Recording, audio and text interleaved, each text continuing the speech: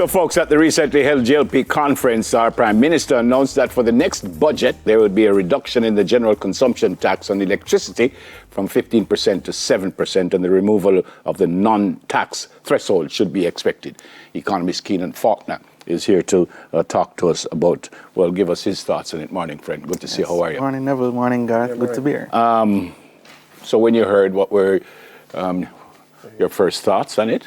No, I mean, so generally, the removal of any tax is, a good thing. It's a good thing for some people. When you think about these policies, you have to think about it in 3 dimensions. So the equity consideration, who is it benefiting? Is it going to make people worse off? You think about the fiscal impact, how much is this going to cost? And you think about the efficiency of implementation. So administratively, how difficult or how easy is this going to be? Well, take them one at a time. Equity. Yeah, so in terms of equity now, a lot of persons have been saying, and it is true, 70% of persons already don't pay GCT. So they would not really benefit from reduction in GCT. So JPS has around 650,000 customers. In terms of households, this is probably going to benefit maybe 150 to 170,000, because the overwhelming majority already don't pay. So when we look at the removal of the threshold, so currently those below 150 kilowatts per hour a month don't pay. That is going to be removed. It's going to be replaced with an incentive-based scheme. So if I use less than 200 kilowatt per hours per month, then I'm going to get a rebate of the GCT, because now everybody will pay GCT, including those persons at the lower end of the scale. Usage of electricity correlates mostly with income. So higher income persons have higher consumption, lower income persons have lower consumption. So therefore, the persons at the bottom of the scale will now start to pay GCT, but they'll be eligible to get back the GCT that they pay.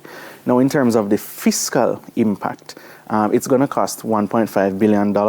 Now, since you bring more persons into the taxable net in terms of GCT, that is not enough to offset the revenue loss from reducing the GCT from 15 to 7%. So it's net negative, but it's not materially significant, because in the grander scheme of things, 1.5 billion is not a lot. We collect around more than 300 billion in GCT alone for the entire year, maybe more than 900 billion in taxes for the year overall. Even if you took off all GCT, that would still just be around 3.2 billion. And then now you think about the efficiency of implementation. So to just reduce the rate from 15 to 7 is not going to be administratively difficult. There are some who say the tax cut, the cut will only benefit the wealthy, so to speak, but won't benefit the average user. Is that generally true? Well, I mean, broadly, yes, because income correlates with usage. So higher income persons use way more electricity, much more than 200 kilowatt hours a month. But they'll now be eligible for their rebates. So it means that they will stand to benefit more, because you pay more in tax, therefore you'll get back more in tax if you use less than 200. But it's highly unlikely that many persons above, let's say, 300 will be able to get down to 200, because if I use 400 for the month, you're asking me to cut my electricity usage in half, and that is not going to be very easy. What do you, you can't know the Prime Minister's mind, but what would be the kind of thinking economically behind such a decision? I mean, it just represents a specific targeting of, the benefit. So, as I said, you're benefiting around 150 to 170,000 households. So even though that is not the overwhelming majority of JPS customers, that is still, very significant. So if I'm looking to give back, and we have these give backs, the reverse income tax credit, we have many different give backs that try to target as many people as possible. Let's say 3 to 4 people in a household, they're paying less GCT, so that's around 600,000 people. That's not, whatever the political underlying motives or considerations, that inherently, objectively by itself is a good thing. One of your peers, I say peers because he's an economist, Dr. Damian King, he said it's a bad move from every angle. He said that the GCTC on electricity is the perfect tax. He said it was impossible to evade, progressive since rich people pay more, and cheap to collect since TVJ does nothing to enforce the tax. So what are your thoughts on that comment?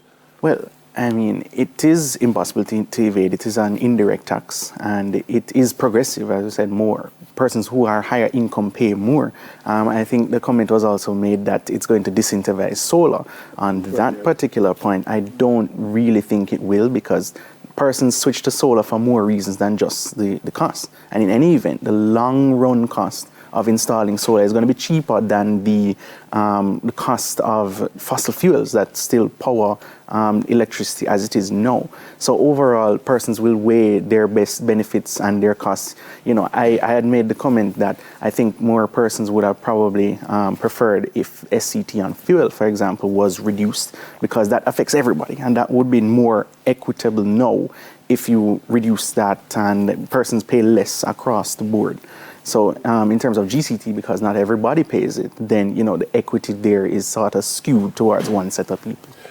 Would it be kind of shifting a little away from the electricity argument, just for a brief moment, but in terms of, for example, like GCT, right? There are some items which are exempt, right?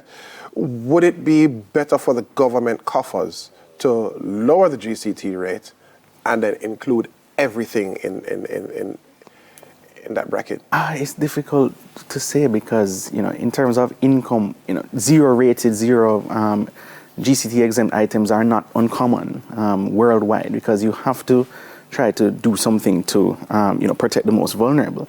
And differential rates of GCT, you know, 15% here, 7% there, 25% there, or 0% here, is not uncommon for goods and services. So it might present an efficiency problem. You know, it's just ideal to have one flat rate for every single thing. Right. But if you're talking about equity, then you have to differentiate it for different things. You said at the top that any cut in taxes is something good, and I actually agree with that. But overall, how do you feel? Was this a good move or a bad move? No, I think it's a net positive. Which means? Which means that, you know, in terms of equity, it didn't benefit everybody. But the fact is, it didn't really cost anything to implement. And it's more of a signal, right? So you can't disentangle the politics from the economics, but you can send a signal to say, look, the government is moving in a particular direction where it wants to make electricity cheaper. This is what they can do immediately, where some effect is felt. But in the long run, no, I think we do have to start thinking about making electricity, the cost of fuel, cheaper generally, beyond just what the government can take off for people. Yeah, and that's exactly where I wanted to go with my follow-up, because we have, Jamaica that is, has one of the highest rates of electricity in the world. It's not even a regional thing. From your perspective, how could that be driven down? Is there anything that, from a fiscal perspective, that we could do in terms of our spending? Like, I don't know. Is there anything that can be done where that is concerned? I mean, we just have to access cheaper alternatives. Persons have said renewables. We have this target for renewables, but in aggregate, or singly, it's not going to really move the needle much. But in aggregate, if you pursue all of them together, water, wind, solar, persons have been talking about nuclear, I think that gives us more options in the long term, but it's not something that you can do overnight. Right. So you're saying it kind of, you know, good and not so good for some people, good for some people. Yeah, it's not universally good for everybody, but it sends a signal of the intention of the government to target certain persons, and those persons will benefit. You say it's not universally good for everybody. Is it universally bad, though? No, I don't. Or bad in any way, shape, or form? No, I don't. I can't say that it's universally bad, or that the negatives even outweigh the. Does it help the economy in any way? Well, persons will have more money in their pockets to spend. However much that might be, you know, differs from person to person. But if you get more money with any tax cut or tax removal, tax reduction, you know, the government is saying, we think you can spend this money better than we can. And that is a net positive for a lot of persons. They would prefer, if you give me $20,000, I can spend that better than I think you can. Okay. All right. Good enough. Well explained, sir. Good to see you. Good to see you. Enjoy the holidays. Same to you. Yeah. Economist Keenan Faulkner. Now, coming up, a peer-led initiative for youth on sexual health.